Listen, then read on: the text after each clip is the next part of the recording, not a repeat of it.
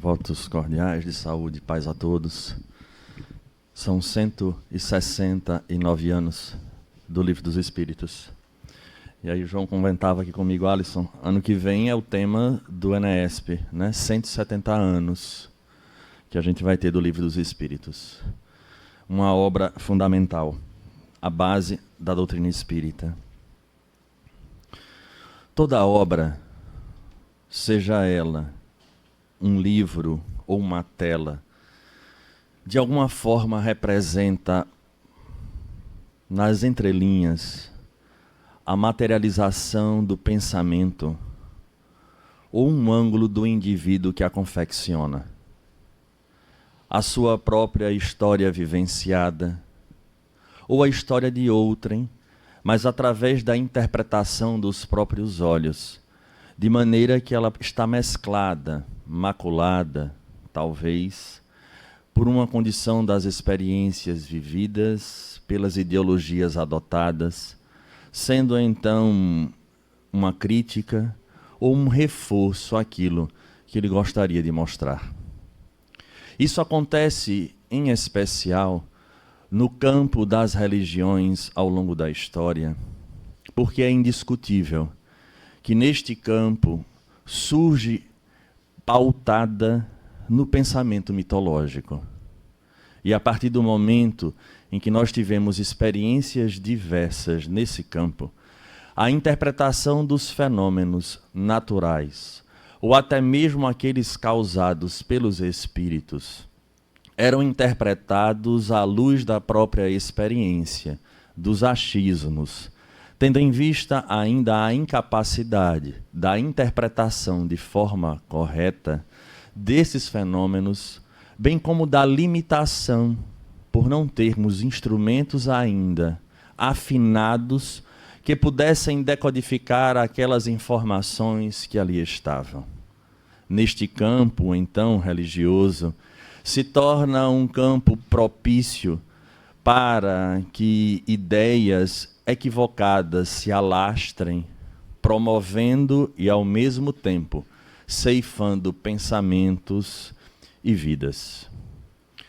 Fica fácil quando nós voltamos no tempo e perceberemos a raiz das nossas experiências, contando a nossa própria história, quando observamos o desenvolvimento das religiões, mas que, em essência, apesar de buscarem trazer nortes favoráveis ao homem, estão mescladas destas interpretações, fazendo com que os equívocos acontecessem ao longo do tempo, para que essas experiências pudessem, de alguma forma, burilar o espírito que somos. Lá atrás, nas furnas, na interpretação daqueles fenômenos da natureza, o cérebro ainda limitado na sua estrutura, não possibilitando a experiência, ou melhor, não possibilitando a expressão daqueles espíritos que estavam moldando o corpo pouco a pouco, deixava gravado dentro, em nossa intimidade, esta perspectiva que se faria, historicamente falando, na figura de deuses que nos acompanham de certa forma até hoje, mesmo dentro das religiões monoteístas. E assim aconteceu, porque no avançar do tempo, classes hierárquicas foram sendo edificadas no intuito de que poderiam haver um melhor controle da coletividade frente à condição da anarquia, porque havia grupos já amadurecidos a seu tempo, que conseguiam decodificar, convencendo a massa da realidade da qual eles interpretavam como sendo a verdade. É indiscutível que dentro do próprio escopo da doutrina, os espíritos diziam que Jesus, que comandava a evolução deste planeta, obedecendo à evolução passo a passo do espírito, dava os norteadores, ou os espíritos iluminados ou luminares, dentro da capacidade que os indivíduos tinham para absorver aquilo que era passado. Não adiantava, naquele período, trazer indivíduos de grande evolução quando havia uma incapacidade de absorver as lições que eram propostas, porque não conseguiam sequer compreender os fenômenos mais simples da natureza. Mas ainda assim, desde essas eras, era sempre cantado através desses luminares o início de uma fase que iria se iniciar para a humanidade. Contudo, dentro destas tradições, cada uma relacionado às suas experiências coletivas, interpretavam esta nova fase sempre através do ângulo que lhe era mais conveniente. Quando, neste processo da evolução, vem a figura de Moisés apresentando Deus único, Deus, por sua vez, iria resumir todas as experiências plurais daqueles deuses agora na figura de um só. E da mesma forma, apesar do decálogo, aquelas interpretações mais esotéricas que seriam a posteriori expressas na Cabala, dariam àqueles homens a mesma ideia de uma fase em que haveria uma transmutação, uma mudança no nosso contexto geral, na interpretação daquele povo, vindo através da ira do próprio Deus, de tal forma que ele iria fazer com que determinado povo e a sua crença sobrepujasse as demais. Não foi pouco o impacto na análise dos espíritos, em especial do Cristo, quando ele decide vir à Terra, porque acreditava que já era momento de lançar as sementes daquilo que seria a base para a transformação desse planeta. Conta-nos A Caminho da Luz, Emmanuel, dizendo que Jesus, padecido das nossas dores, deste ciclo de sofrimentos, decide vir à Terra passando séculos, talvez milênios, diminuindo o seu perispírito para caber dentro de uma estrutura física. É como se colocássemos um sol dentro da caixa de fósforo. É uma analogia, por demais, aparentemente louca, mas é exatamente isso, porque se nós pararmos para entender que quando se pensou no sistema solar, Jesus já era um espírito puro, imaginemos o que seria a este espírito vir encarnar, e não reencarnar, mas encarnar, entrar na carne num planeta de provas e expiações. De fato, é pegar um grande sol e colocar na caixa de fósforo.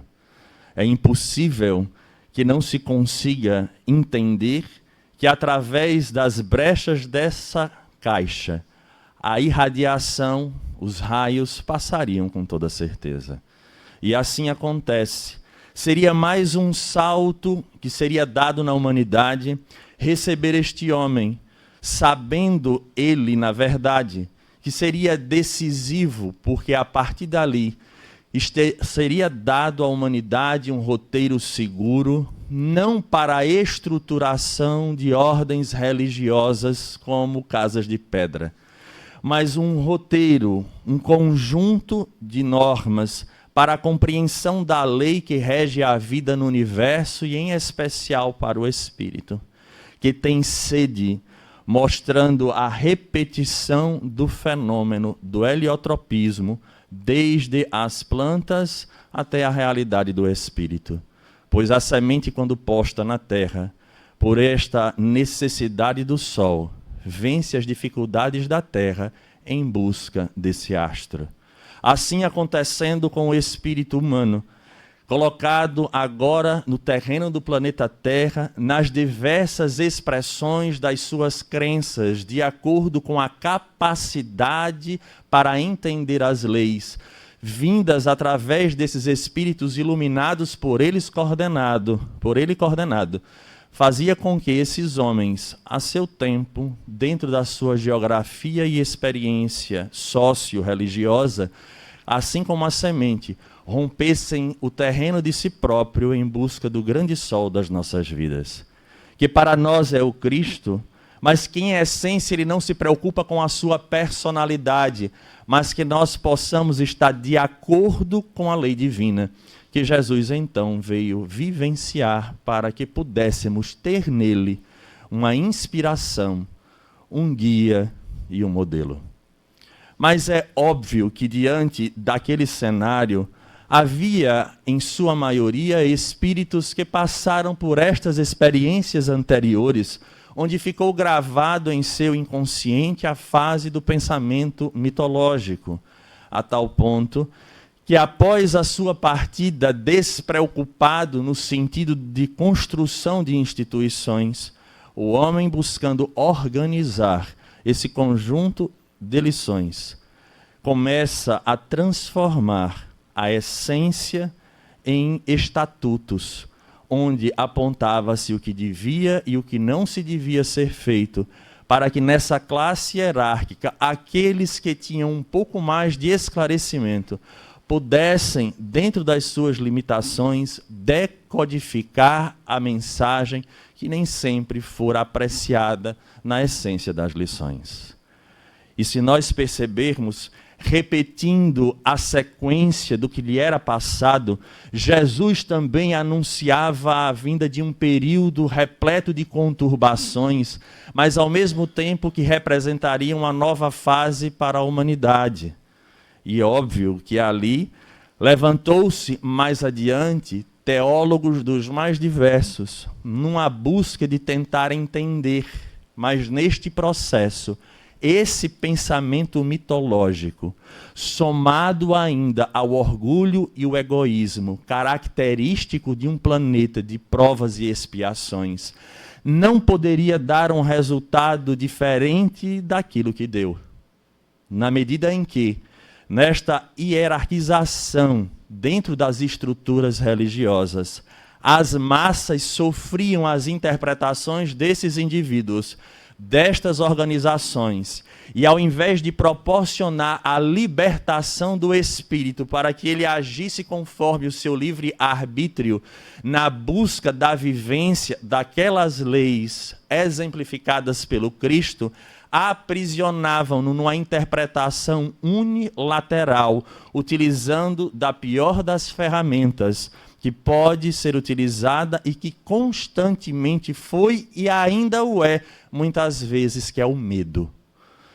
A figura do paraíso, que é o desejo de estarmos numa condição de total isenção do sofrimento, bem como a ferramenta do inferno, que nos gera o receio do que viria a acontecer depois, fez com que a humanidade durante séculos e séculos caminhassem entre o impulso de avançar e o medo de o fazê-lo, tendo em vista que havia pessoas que interpretavam e diziam alto lá, porque se você passar deste limite, você estará confrontando a figura do próprio Deus.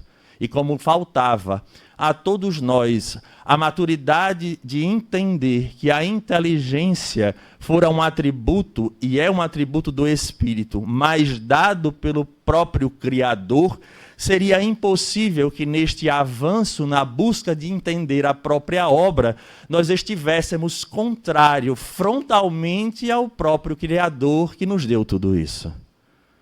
O medo falava mais alto. É bem verdade que, compreendendo o ciclo das reencarnações, nós mudávamos de posição, ora sendo os algozes e posteriormente sendo as vítimas, porque, como dizia a própria lei de Moisés, na interpretação da primeira lei, nós seríamos penalizados na terceira e quarta gerações, e fica lógico pelo processo da reencarnação que essas crenças limitantes voltariam a ser a nossa consequência quando retornávamos ao palco terreno. A partir dali, nós iremos observar que no mesmo comando do sistema, em especial do planeta, o Cristo permanecia, enviando espíritos de alta envergadura em diversos campos do conhecimento humano, na busca de fazer com que amadurecêssemos nessas áreas, para que pudéssemos transformar o panorama, primeiro de nós próprios e a posteriori do meio onde nós estávamos vivendo. E essa crença que iria se estabelecer dentro de um tempo, agora ganhava uma figura apocalíptica, de que Jesus voltaria para acabar com tudo daquilo que ele fez. Seria a fase onde iríamos separar o joio e o trigo, porque afinal de contas o mundo está entrando numa condição de uma loucura, e nós não estamos falando de agora, eu estou falando de ontem, dessas interpretações que foram utilizadas, repito, como ferramenta de controle social, de não permitir o avanço da ciência. Era então o medo do que viria a acontecer. Jesus então encaminhava espíritos da envergadura de um Francisco de Assis, que agora, vinculado à questão do Evangelho, muda a sua atitude e empreende a força do amor, que ainda era difícil naquele período, porque ele era chamado de louco na Itália, porque amar de fato em profundidade é loucura, em especial quando se doa completamente aos outros, porque é difícil vivermos uma proposta como essa, não de anulação de si próprio, mas entender que esse eu profundo deve ser a expressão máxima do Criador em direção ao seu irmão. É muito complexo para nós compreendermos isso. Quando na nossa condição evolutiva, na nossa história, era preciso eu primeiro para sobreviver.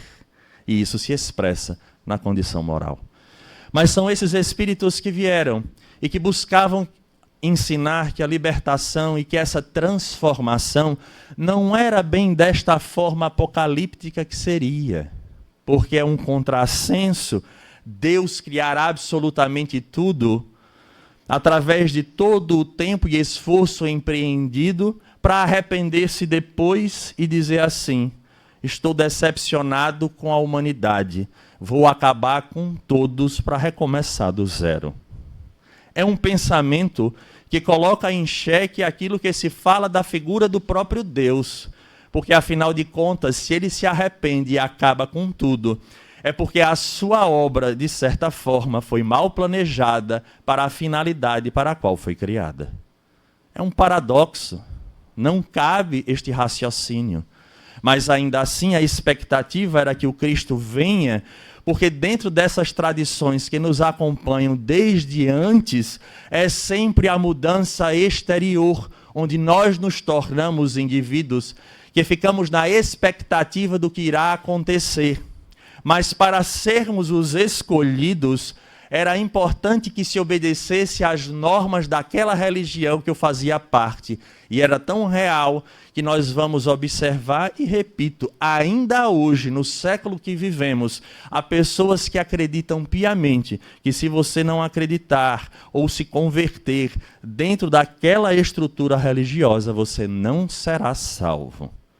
Não importa o que você faça, é importante que você aceite Jesus, que isso já é o suficiente.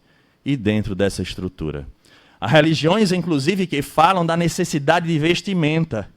Que se você for pego na hora do Apocalipse sem aquela determinada roupa, você não será arrebatado.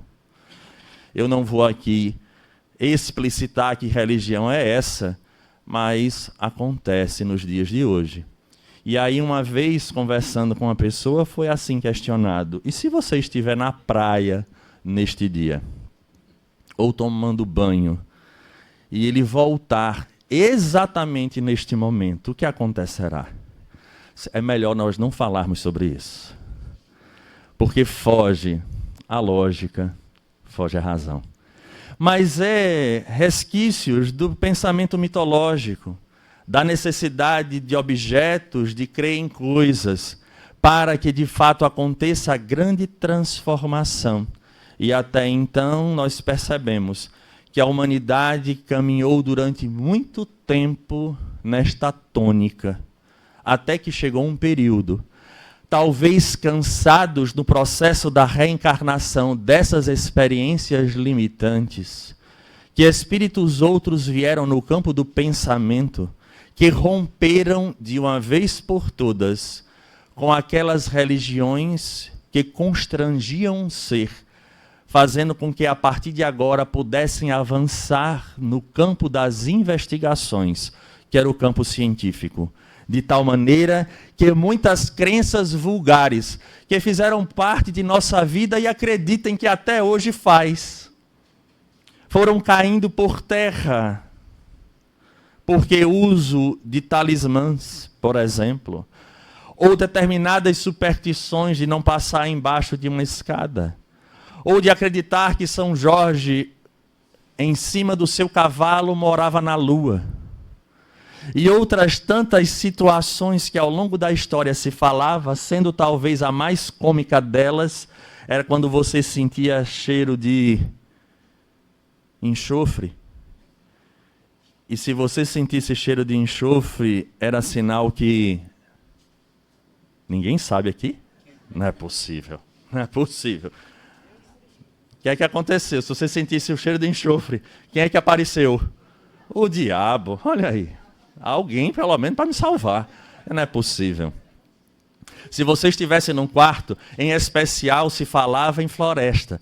Se você entrasse em florestas muito fechadas, e a partir do momento que você sentisse o cheiro de enxofre, corra que ali era o demônio que se encontrava.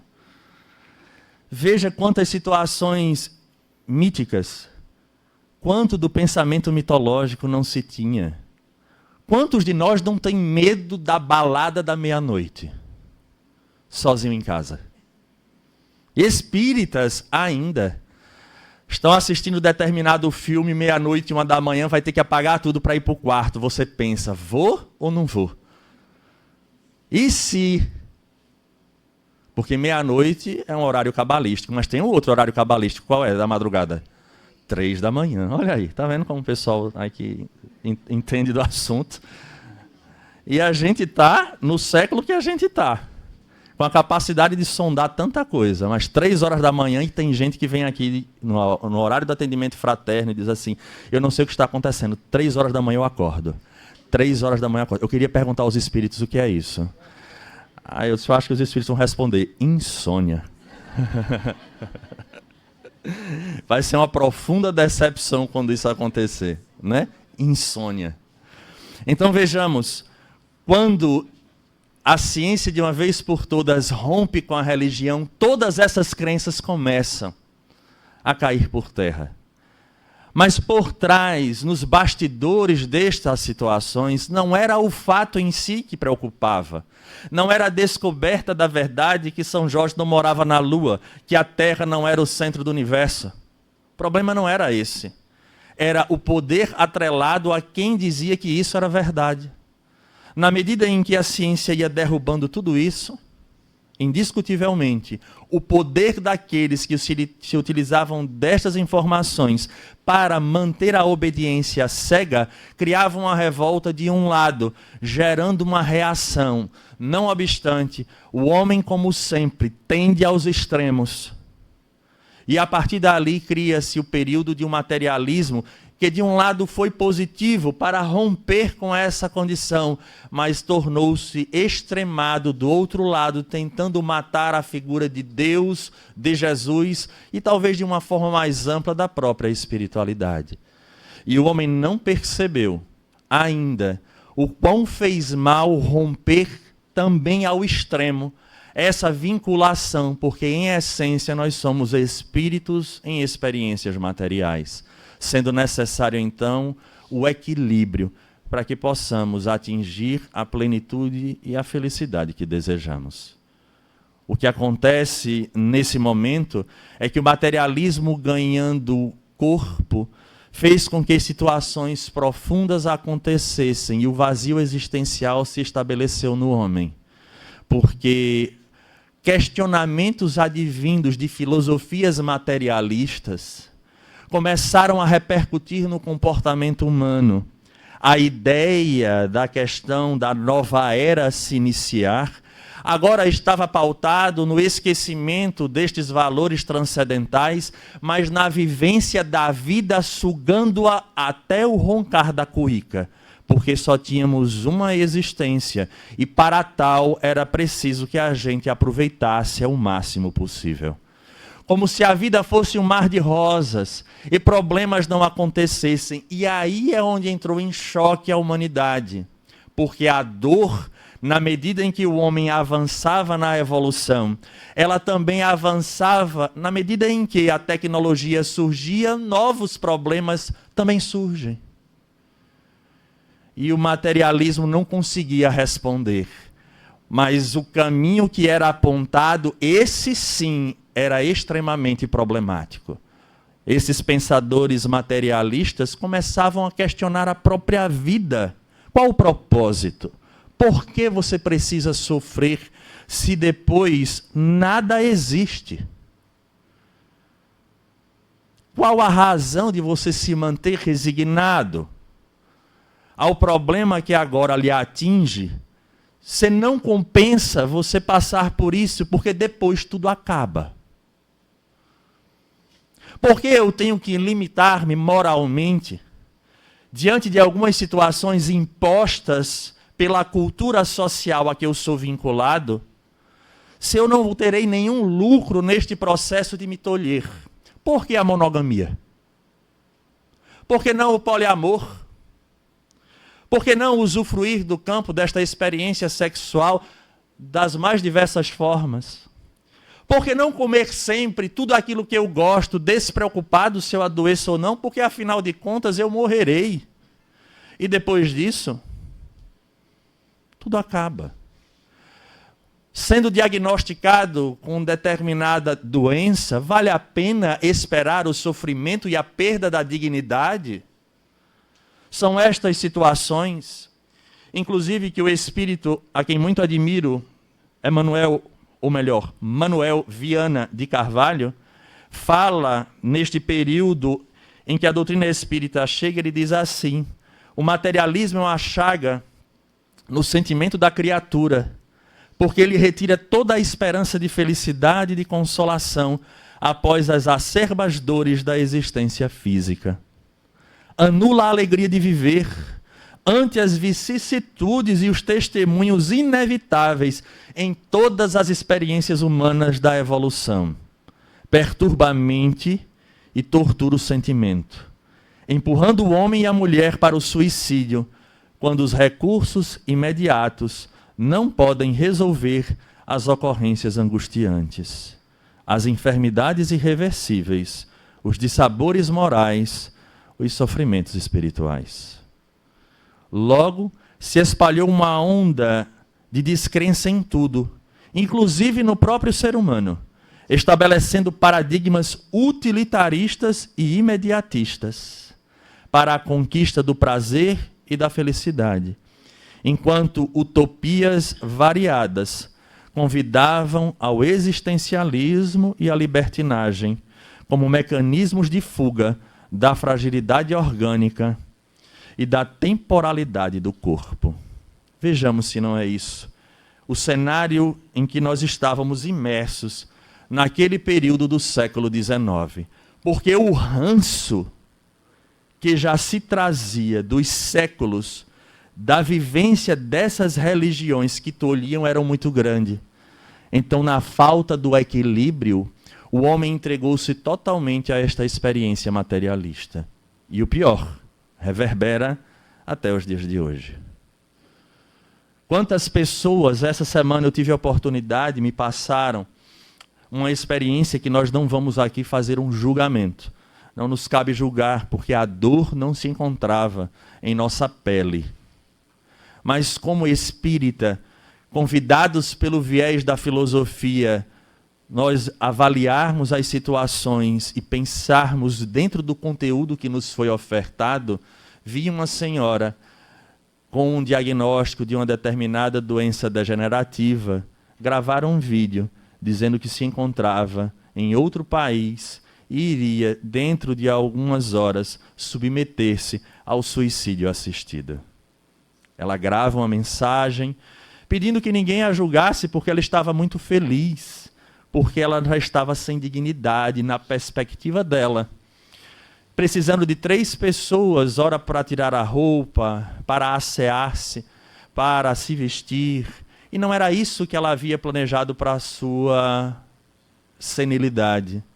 Lutou dentro do direito do nosso país para conseguir as documentações, saindo daqui e ser aceita neste outro, sendo assistida no seu processo de suicídio.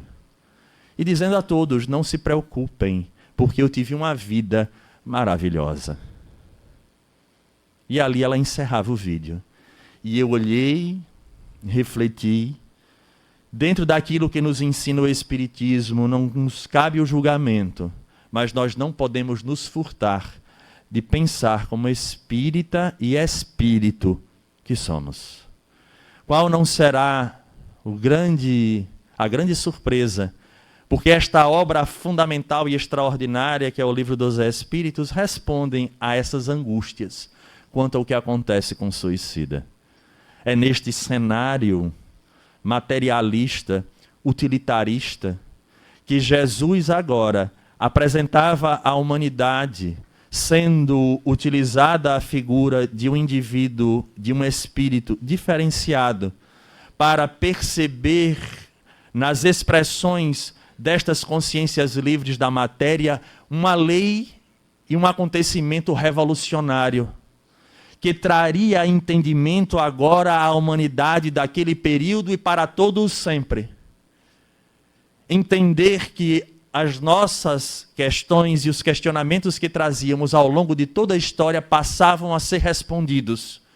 Quando ele, na sonda da investigação, procurando conhecer os fenômenos das mesas girantes, entendendo que havia espíritos ali, porque foi relatado pelo fenômeno, não pela sua descoberta como interpretação própria, ele começa agora a questionar essas consciências.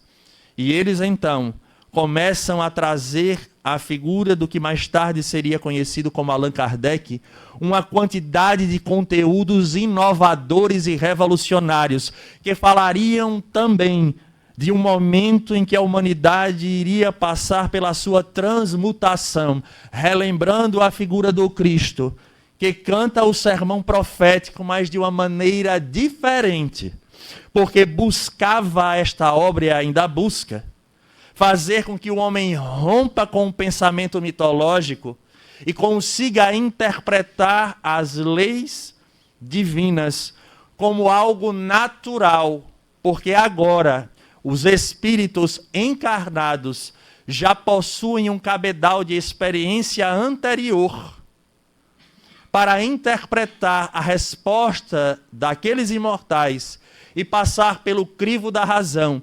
buscando entender e, dentro da lógica, interpretar, não apenas preso ao medo do que viria, porque, ao contrário, esta obra vem descortinar o mundo espiritual, mostrando que não há necessidade do homem ter medo do seu Pai, do seu Criador, porque é a primeira doutrina que vem tirar a figura antropomórfica de Deus, porque Kardec, preocupado com esta interpretação milenar do pensamento mitológico, traz a mais famosa pergunta do Livro dos Espíritos, do qual trazemos na ponta da língua a resposta, mas poucas vezes percebemos que nas respostas dos imortais está sendo mostrado a todos nós que Deus não é antropomórfico.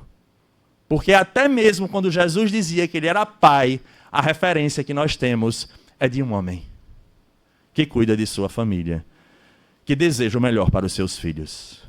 Agora amadurecidos, os espíritos vão dizer que é uma inteligência suprema, causa primária de tudo que nós vemos, fazendo com que de uma vez por todas rompamos com este medo milenar que nos acompanha, de estarmos na rua e acharmos que Deus está olhando para nós e que nos punirá daqui a pouco, porque eu desobedeci determinada norma da instituição da qual eu faço parte. Ele não se preocupa com obediência ou desobediência de norma alguma. Esta obra vem estruturar esse pensamento do espírito imortal, dando ele a condição de refletir e entender. Por isso ele descortina em 4 livros, tornando-se uma unidade, chamada de o Livro dos Espíritos, e não Livro dos Espíritas. Porque se assim o fosse, voltaríamos aos mesmos erros milenares da exclusividade, de ser apenas dos espíritas. Mas na medida em que ele é dos espíritos, ele não está preocupado se é muçulmano, se é cristão, se tem qualquer outra denominação religiosa ou se não tem. Porque estas informações não versam sobre religião, porque nem o indivíduo que as organizou estava vinculado a estas crenças. Era um professor, tendo a capacidade de investigar e, a partir dali, interpretar a resposta que deu. Portanto, se há aqui espíritos, indivíduos, melhor dizendo, simpatizantes, mas que ainda trazem este sentimento profundo de medo que se expressa agora através da culpa, tranquilize-se. Pode pegar a obra, não é coisa do demônio, nem será penalizado por isso, nem vai para o inferno. Porque, por incrível que pareça, tem um homem a quem muito admiramos, um espírito da mais alta envergadura, e que em sua biografia ele relata que quando recebera em suas mãos essa obra, ele diz: abro ou não abro? Porque talvez eu esteja pecando, e eu é bem capaz de que eu vá para o inferno. Esta figura a quem eu estou falando é um velho conhecido de todos nós, a que os espíritas têm muito carinho, conhecido como o doutor Adolfo Bezerra de Menezes. Quando entra naquele bonde e pega a obra, ele diz: abro nada, vai que eu vou para o inferno. Mas ele reflete e pensa desta forma: mas será que Deus, de fato, vai jogar a criatura apenas porque teve a curiosidade de abrir uma obra? E bebe da fonte deste livro. E ao terminar a sua viagem de retorno ao seu lar, ele diz assim: que estranho, parece que eu conheço tudo isso que está escrito aqui. E de fato o é. Não por ser Dr. Bezerra de Menezes, mas porque o livro é dos espíritos. E todos nós o somos. E já fomos e voltamos nestas experiências religiosas. E todo aquele que, destituído do preconceito religioso, tomar contato com esta obra, de coração aberto e de mente ampliada, na medida em que lê, perceberá ali as lições de Jesus em sua profundidade, porque agora mostrando o porquê das coisas. Por isso essas 4 partes, iniciando pelo princípio de Deus, desses elementos gerais que formam o universo, percebendo que fazemos parte de um todo, nos tirando desta ideia exclusivista. Porque é engraçado que o tempo passa, mas nós continuamos geocentristas. Medimos o universo inteiro pela régua de que a Terra é o centro. Será que tem vida lá fora? É a miniatura Pinte, encarando um canicorso, porque é a Terra olhando para o universo. Um grão de areia, diante do deserto, e diz assim: será que tem vida lá fora? É a miniatura Pinche dizendo: será que tem algum cachorro mais forte do que eu? Porque eles são nervosos, né? Segundo consta. Eles se acham. Né? Ele vê um gigante, ele parte para cima como se fosse, né? Ele tem um problema sério de autoidentificação, né? Os bichinhos precisam de terapia. Né? Eles não se reconhecem. Né? Então vejamos que o tempo passa e a gente ainda questiona. E esta obra, de forma clássica, trazendo agora não mais a interpretação do homem. Porque todas as obras da humanidade, como iniciamos, todos os livros, todas as telas, trazem, de alguma maneira, a mácula daquele que o pintou ou escreveu. Allan Kardec, em O Livro dos Espíritos, não consegue exprimir o seu ponto de vista. Alguém, porventura, pode levantar a mão e dizer: alto lá, porque há sim observações escritas por Allan Kardec abaixo de algumas perguntas. Eu aconselho, com muito carinho, a leitura de uma parte inicial desta obra chamada de Prolegômenos, onde ele explica de maneira muito clara que a obra foi vista e revista pelos Espíritos, inclusive as suas próprias observações. Kardec escreve, mas foi revista por eles. De tal maneira que Kardec expressa a sua interpretação, porém está de acordo com aquilo que os Espíritos superiores trouxeram. Não é uma interpretação dele unicamente, que choca com os Espíritos. Os Espíritos, em outras palavras, está dizendo, tudo bem, é isso mesmo na sua linguagem, está de acordo com o que nós colocamos. Queremos, então, fazer esta homenagem a esta obra extraordinária, onde está a base da doutrina espírita, onde, eu repito, a obra é dos Espíritos, que pode ser dada de presente a qualquer pessoa, de qualquer religião, para que ela tenha coragem um dia, tal qual Bezerra de Menezes teve, e tenha ali impulsionado pelos Espíritos, que também os guiam. Porque na segunda parte, ele vai desvendar o mistério invertendo a lógica da nossa vida. Sempre achamos que a vida é de cá para lá. E a doutrina espírita nesta obra inverte o sentido, porque a vida verdadeira é de lá para cá. E nestas explicações da segunda parte, vai fazendo com que os homens, tal qual a ciência fez a seu turno, rompa com algumas algemas e, em especial,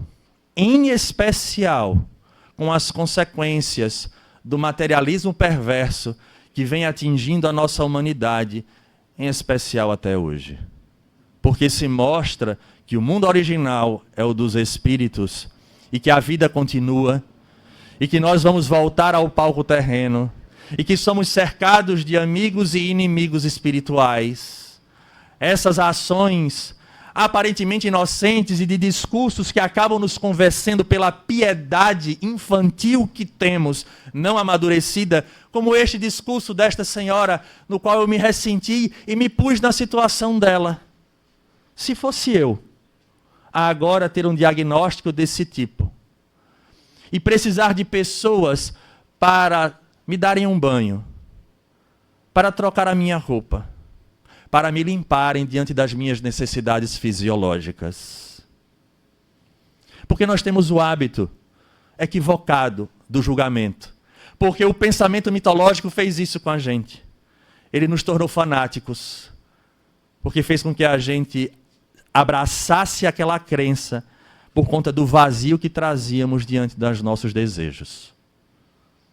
Como nós queríamos o melhor para nós, e a nossa ideia era uma troca, então eu me tornava um fanático. E todo aquele que fosse contrário ao que eu cria, eu julgava, e se pudesse, eu exterminava. Essa é a história da humanidade. Ainda o é, né? Ainda o é.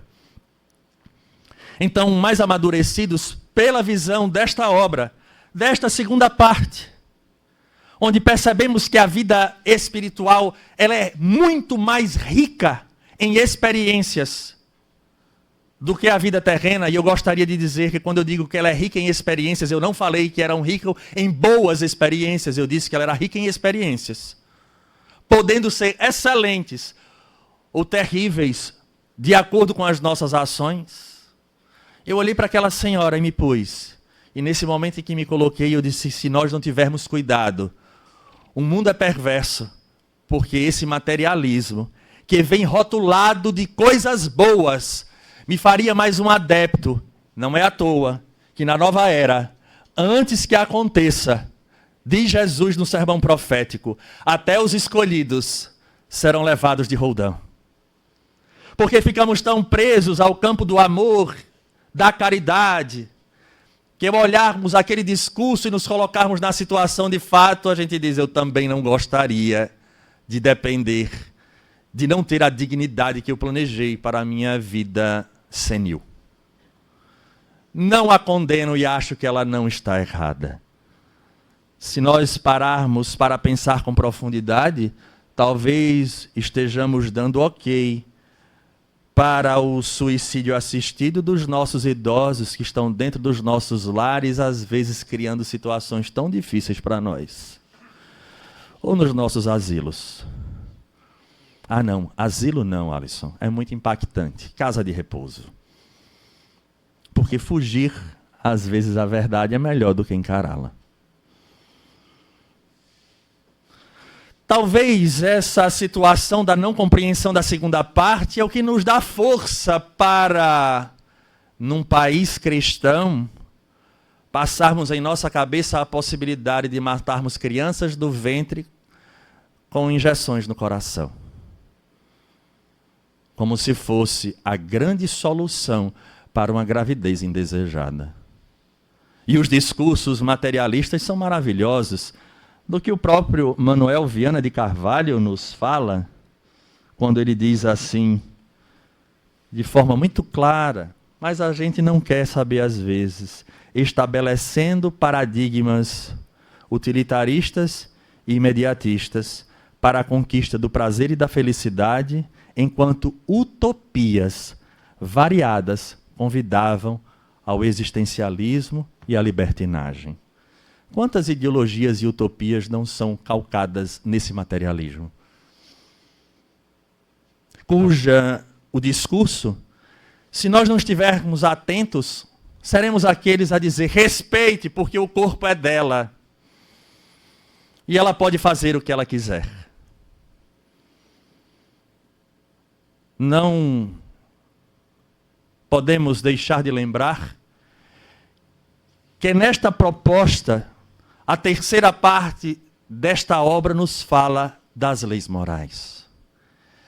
E aí perceberemos que por mais que a gente não queira que os nossos discursos sejam perfeitos aos ouvidos, em especial daqueles que estão esperando o apoio de outros para executarem determinados planos, lá está posto de forma clara, destituído da condição de punição. Porque a diferença dessa obra é isso. Ela não está para promover o medo, ela está para promover o esclarecimento. E agora o indivíduo munido do que vai acontecer, não por penalidade, mas porque é a lei natural. Quem planta uma semente, colhe o fruto da semente que plantou. Assim, no campo moral, há consequências de todas as ações, das ideologias que elegemos para nós. E Deus, em seu amor infinito, permite que através do nosso livre-arbítrio tenhamos acesso às consequências, não obstante convidando a cada um de nós a maturidade para arcar com elas. E assim, esses que defendem essas teses materialistas, pautadas nos belos discursos da necessidade material, porque não conhecem ainda que o cenário que se vive é fruto já de um planejamento prévio. Estas pessoas amanhã passarão por situações dolorosas nas suas reencarnações, não como penalidade, mas apenas como fruto daquilo que estão colocando na terra da existência hoje. Porque Jesus, em parábolas, quando fala no Evangelho de Lucas sobre a parábola do servo vigilante, ele diz assim, o servo que conhece a vontade do seu Senhor e faz ao contrário, esse é digno de muito castigo.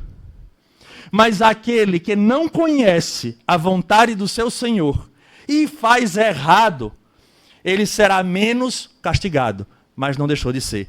Era a linguagem que as pessoas entendiam à época do Cristo, mas a doutrina espírita vem e esclarece, olha, não é uma questão de castigo, é só ação e reação. Porque o mundo verdadeiro é um mundo espiritual. Mas o mundo material é necessário para que a gente se fortaleça nos princípios desta vivência, da terceira parte, que são as leis que regem a conduta do espírito enquanto encarnado e fora dela. Por mais bonito que seja o discurso, as consequências advêm, queiramos ou não. Então este indivíduo ou estes indivíduos que porventura optem por liberdade porque a religião não pode interferir num país, não sejamos tão inocentes assim. Não é a religião que interfere. A religião, segundo Sproul, ela vem para servir como um norte. Caso contrário, poderemos fazer o que quiser da nossa vida. A religião tem sim uma função social.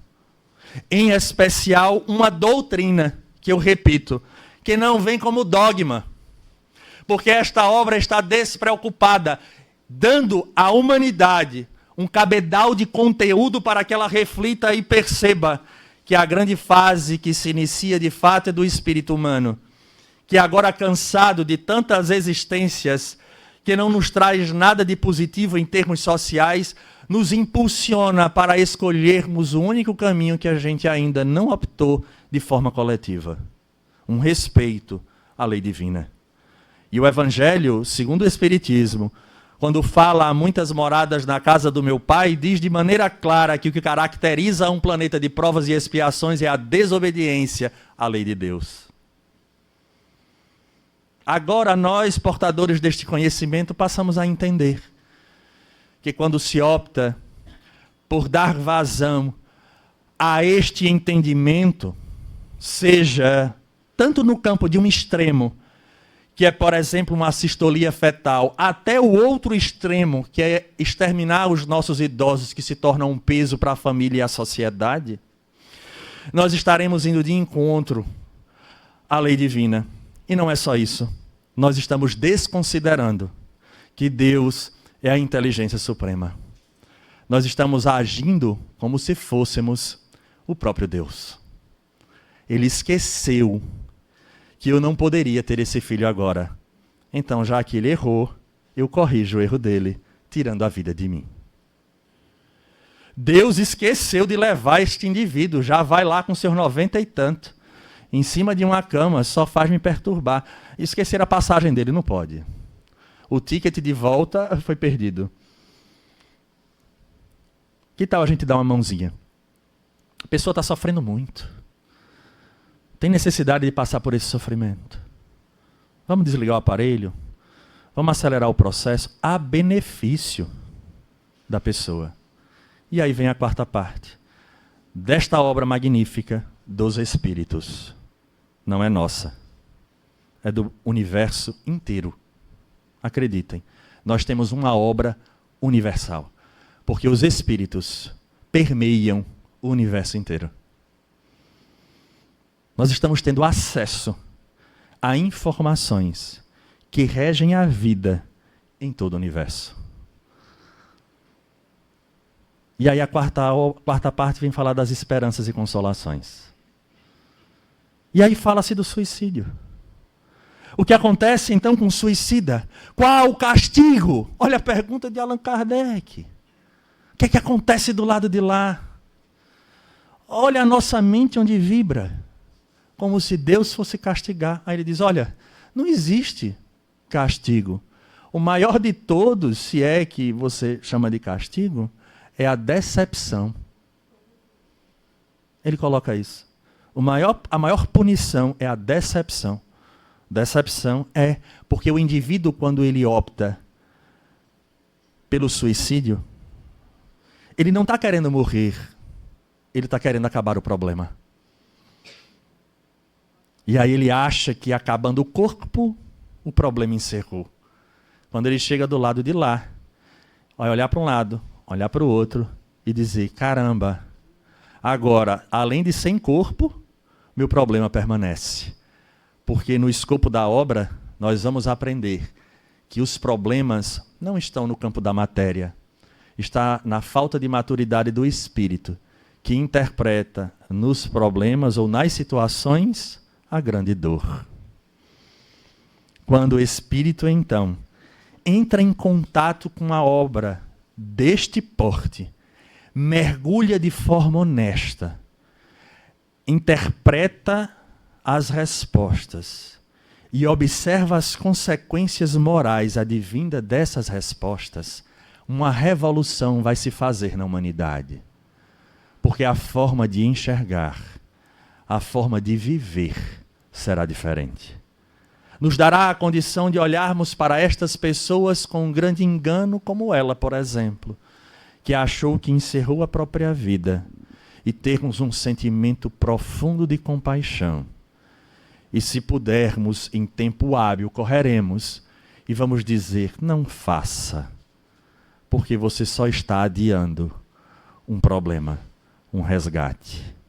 Diante destas escolhas, o futuro que aguarda nada mais é do que voltar ao palco terreno com a mesma problemática, para que aprenda a se respeitar a lei divina que vige em nossa consciência, porque esta informação está nessa obra extraordinária que é o Livro dos Espíritos. 169 anos de uma obra universal em nossas mãos, ditada pelos espíritos superiores, convidando-nos a, de forma despreocupada, entendermos as leis que regem a nossa vida comum do dia a dia. Das perguntas daquelas que trazemos e que gostaríamos que alguém nos explicasse: por que tanto sofrimento? Por que eu estou preso àquela pessoa? Por que esta situação acontece comigo? Por que esse desejo de agir dessa forma? Todas essas perguntas encontram respostas nessa obra, que é ofertada a todos os espíritos, que somos nós. Portanto, aos espíritas presentes, aos simpatizantes de outras religiões, tenhamos a coragem e aproveitemos ao máximo esse presente divino que nos foi dado, para que entremos em contato, para rapidamente nos tornarmos espíritos universais, que é exatamente o que se espera na nova era. A grande beleza da nova era para a doutrina não é só um fato coletivo, é acima de tudo a oportunidade que cada indivíduo tem de despertar e transmutar-se, mudando o seu padrão de vida imediatamente. Eu não preciso esperar que a humanidade mude, porque diante das leis ali estabelecidas, eu posso optar e partir para os altos píncaros da libertação que todos nós desejamos. A todos um grande abraço, votos sinceros de saúde e paz.